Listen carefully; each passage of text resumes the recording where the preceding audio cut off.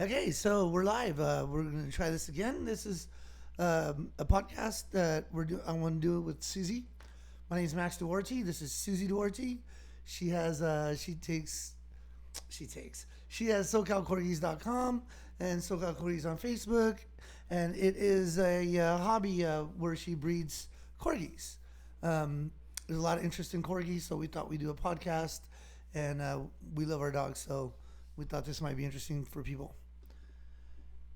Anyway, Suzi, I wanted to do a podcast where, we talked about why you chose corgis and what makes them interesting to you and why they're so hot right now. But, there's so much going on with that I think we're going to just jump right into what's going on with our breeding now. We had 2 litters, one from Daisy, and she had 4 boys. Yes. And one from Layla, and she had what? She had 8 puppies total, 4 girls and 4 boys.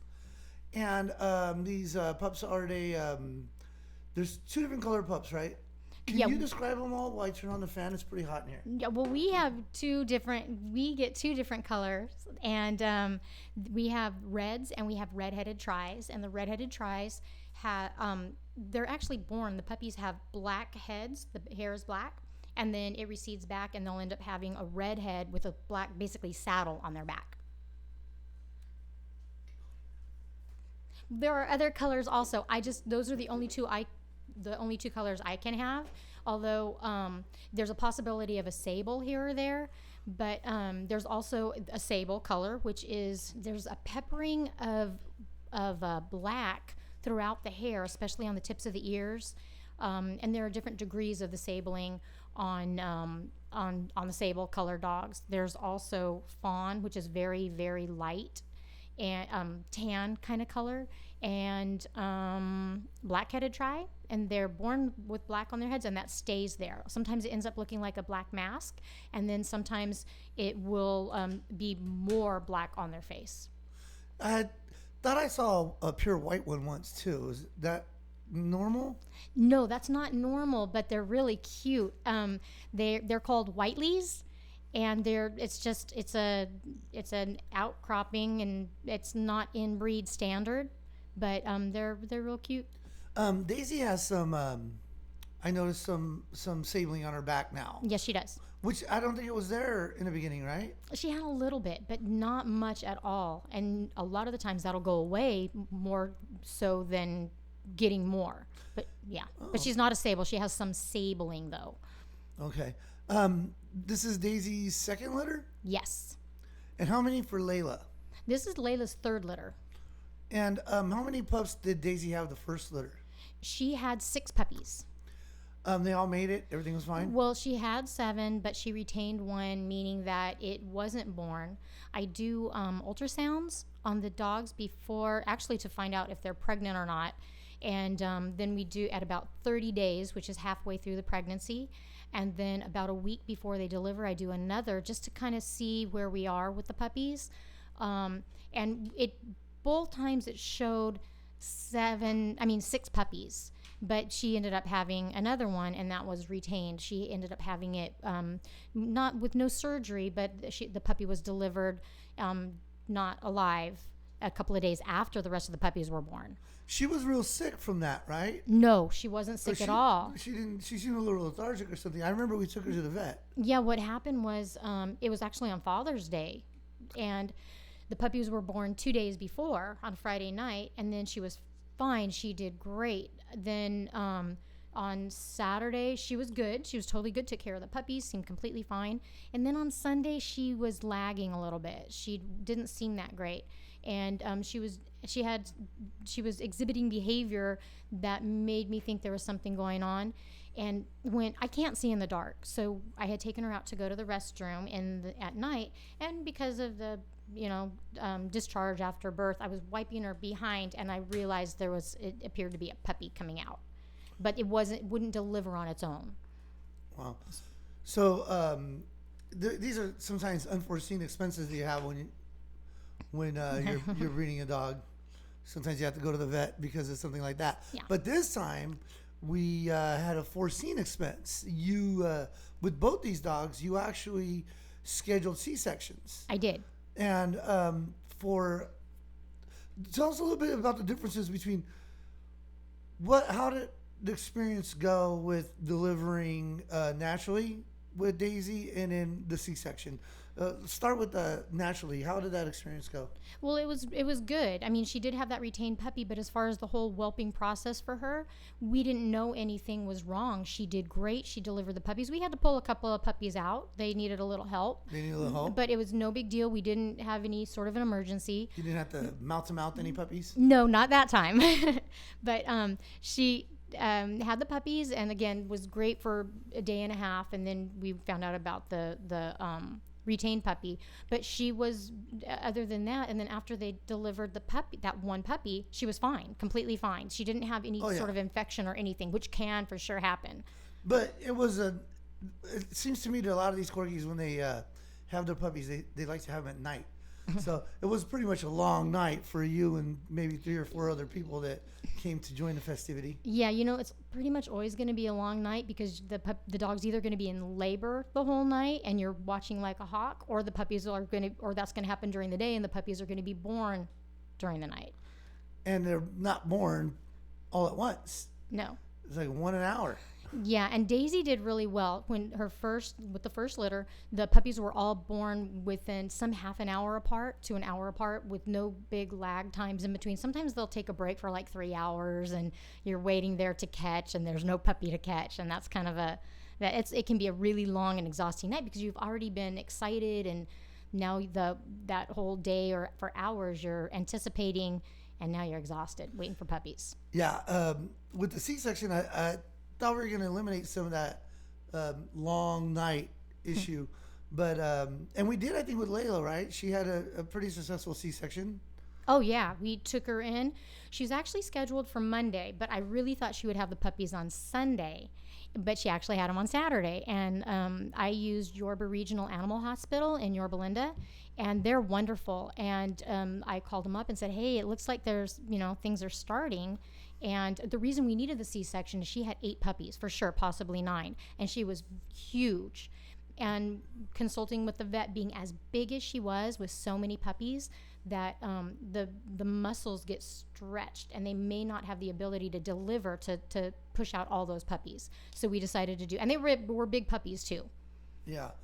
And we decided to do a C-section, and we drop off the dog, and a couple hours later, pick her up. She was ready an hour and a half later. Yeah. So it was a lot easier than doing natural at home, and less stressful because you have medical people with lots of experience that you have less chance of losing a puppy, correct? Well, for me, it wasn't less stressful. It was as stressful, if not more, because I made the decision to do the surgery and for her. And although it seemed to be the right decision because with consulting with the vet and my ultrasound tech, who is amazing, but by making that decision, there is a slightly increased chance of mortality for the mother, and not necessarily a better chance for the puppies. Often, yes, because if you get one, you get the first puppy stuck and back all the other puppies up, and you can't get to the vet in time.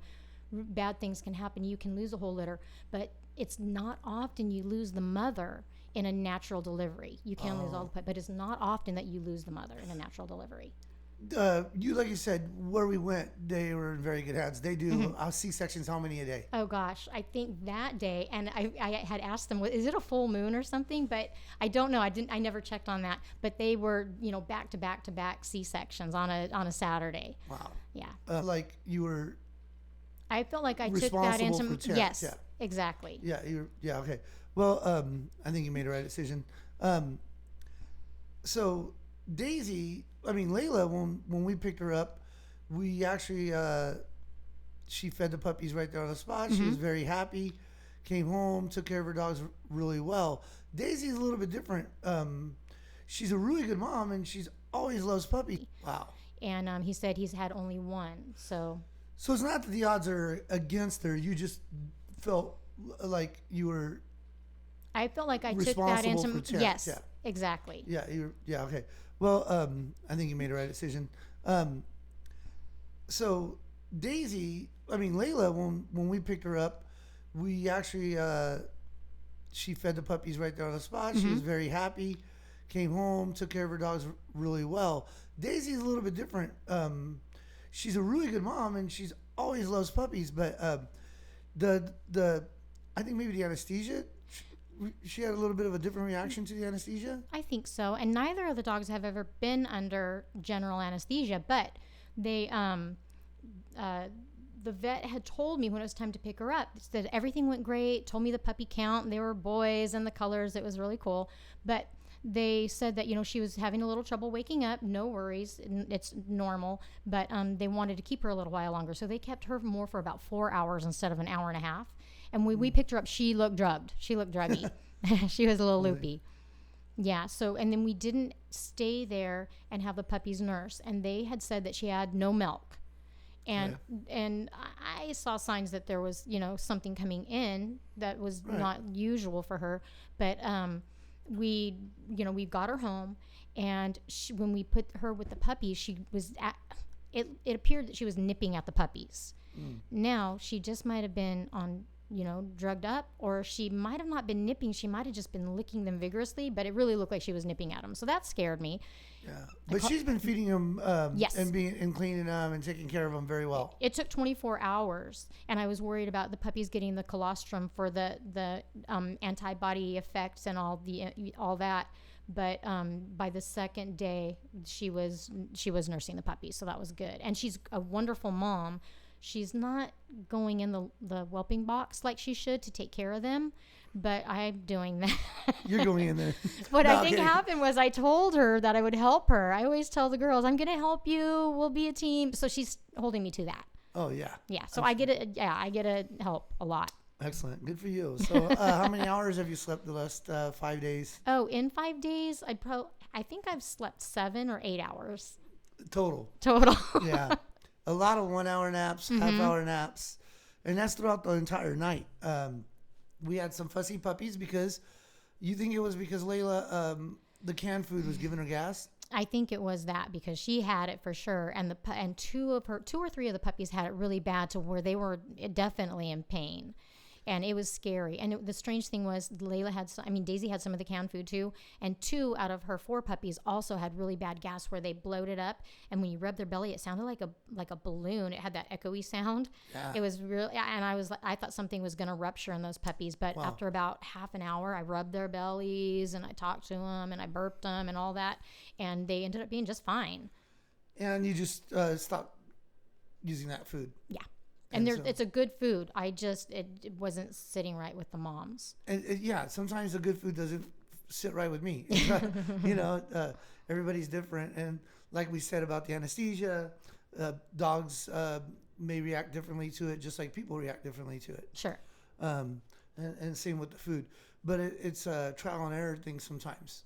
That food might work very well with other pregnant dogs or dogs that just delivered. Yeah. But yeah, so, okay, you want to, I think that's pretty good for today. You want to go get one of the pups and show them to the camera? Yeah.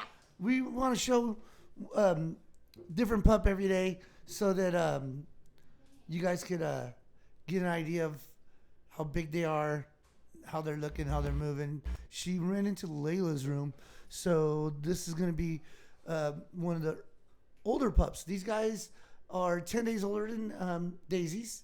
And I videotaped them today growling and barking and jumping on each other.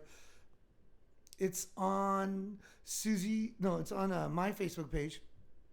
But I believe Suzi's putting it on SoCalCorgis.com and on SoCal Corgis Facebook page. And you can see them on there. And this is being streamed on Twitch. And we are recording it, and we're going to be posting it on YouTube. And again, SoCalCorgis.com. Here she comes. I don't know who she brought this time. I brought 2. Oh, she brought 2. One's never enough. Check out these puppies. All right. So who do you have? Well, they don't really have names. This one I was calling Dolly because she has a little mark on her neck that kind of looks like a dolphin. If you're really, really tired. And this one I was calling Sally because she kind of looked like she had a little salamander on her neck, which it doesn't look anything like that. And how old are these guys? They're 16 days old. Nice. This is a a red-headed tri. Sorry, her head is black right now, but that'll all to about the mid-neck will turn to the red color. And then this is a red with white markings. And they have their eyes open? They do. That's pretty recent, right? Since yesterday. And I actually don't know if they all have both eyes open. So they're working on it. Yeah. They don't all happen at once. Open at the same time? Right on. Well, okay. Thank you, everybody. I hope you enjoyed the podcast, and we'll see you tomorrow.